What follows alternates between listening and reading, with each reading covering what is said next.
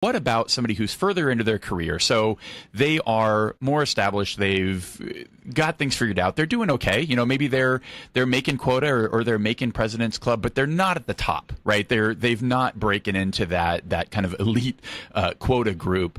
What advice would you give to them to take it to the next level? I'll give them the exact same advice I give myself. You can always be better. And if you take an honest evaluation of what you're doing, how you're doing it, why you're doing it, and really break yourself down. Scott, I try and do this every couple years because, you can have a really good run and all of a sudden you're like, man, this was a bad month or this was a bad quarter, a bad year. Why?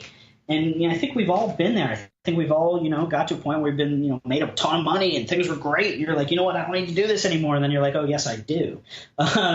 So it's taking that, honest evaluation of yourself and saying, all right, here are the steps in my process. I'm I'm a real process driven person. I believe in it. So I go back to the process and I say, all right, do I not have enough new meetings? Okay, so maybe I need to prospect more and I need to find or develop or improve my methodology for that. Am I not getting enough qualified opportunities to the demo phase? Okay, so I need to work on, my analysis questions and, building better business cases and, leading with, impact and understanding, the pain. I need to maybe do a better job there.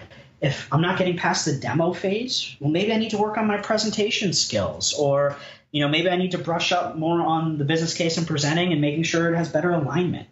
If I'm not getting past my alignment phase, all right, maybe I need to look at my analysis phase again. And if I'm losing a lot of things at late stage or contracting, okay, so what happened earlier in my process? Did I not build that strong enough business case, or did I not, make sure I qualified the deal, or was I not working with the right people and have my coaches or my economic buyers or technical buyers identified? I mean, again, sales is a science, and with any science, you should be able to, manipulate and break apart that puzzle and break it down and then rebuild it and say, where were my gaps? I mean, take a hard evaluation, hard look at that.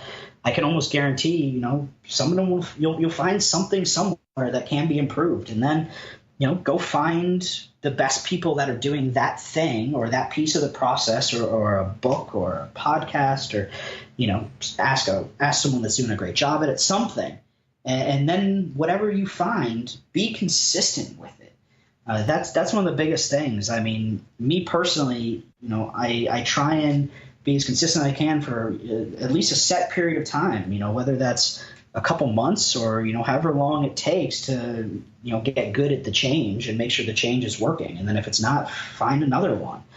I think those are really important to kind of diagnose yourself.